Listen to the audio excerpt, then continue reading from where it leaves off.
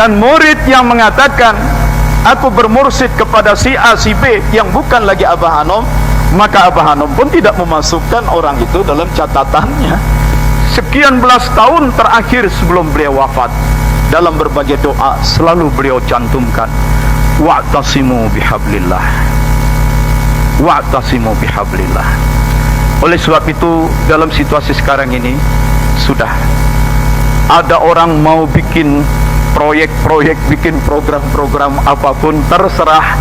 Wa'tasimu bihablillah. Di mana bihablillahnya?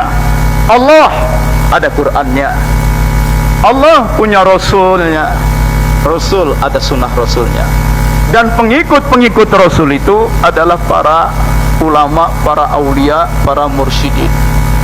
Ikuti saja mursyid yang ada, tidak usah bimbang, tidak usah bingung. Sudah ya.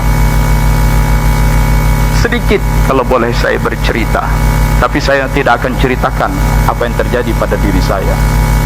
Beberapa teman dekat, teman-teman di PKN Jakarta, dia kena COVID, nyesek, susah napas, seluruh badan linu, nyeri-nyeri, pening, apalah lagi yang bisa dirasakan.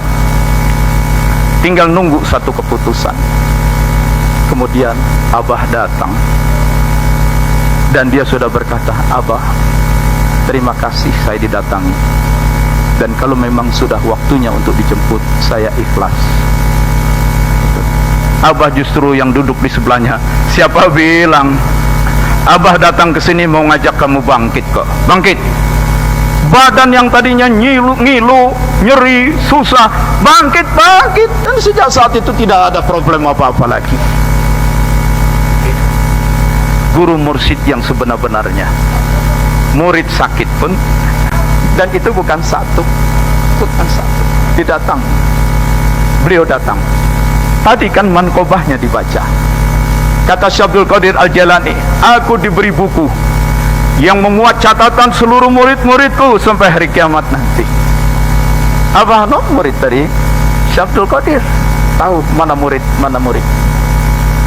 Dan murid yang mengatakan aku bermursyid kepada si A si B yang bukan lagi Abah Hanom, maka Abah Hanom pun tidak memasukkan orang itu dalam catatannya. Kalaupun pernah ada, dicoret itu. Hati-hati. Kalau punya mursyid baru, silakan aja. Bisa nggak mursyid barunya mendampingi dia saat sakaratul maut? Saya sudah menyaksikan banyak ikhwan di saat-saat sakaratul mautnya didatangi oleh Abah Hanom.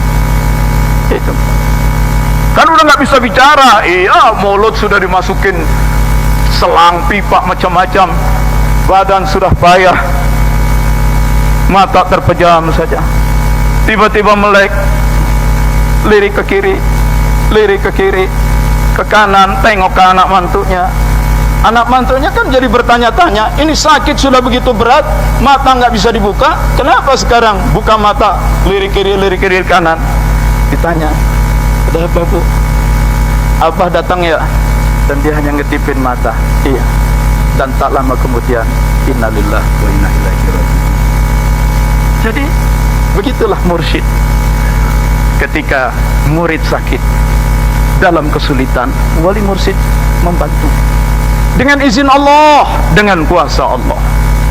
Ketika murid akan mengalami sakratul maut, datang hadir di sebelahnya, memudahkan urusan-urusan. Ketika mayit sudah dikubur, datang mungkar wa nakir, bertanya, Syekh mursyid, wali mursyid mendampingi. Dan ketika nanti setelah mahsyar, setelah yaumul hisab, setelah siratul mustaqim, seperti kata Syekh Abdul Qadir, aku punya catatan, dapat bukunya, dan aku akan berdiri di depan pintu neraka. Kalaupun ada yang sudah lolos masuk, aku tarik, aku keluarkan.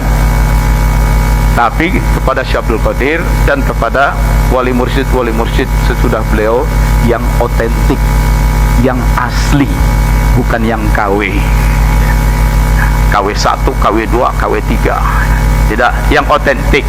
Sudahlah, mau ribut-ribut apapun di medsos, Oh, muncul lagi 1, 2, 3, 14 mursid. Silakan mursid kita Syekh Ahmad Saiful Wafat Tajul Arifin, dan induk kita tetap Pondok Pesantren Suryalaya. Yang lain, tiap-tiap orang diberi kebebasan untuk milih jalan, tapi seiring dengan ada kebebasan juga ada tanggung jawab dan resiko masing-masing.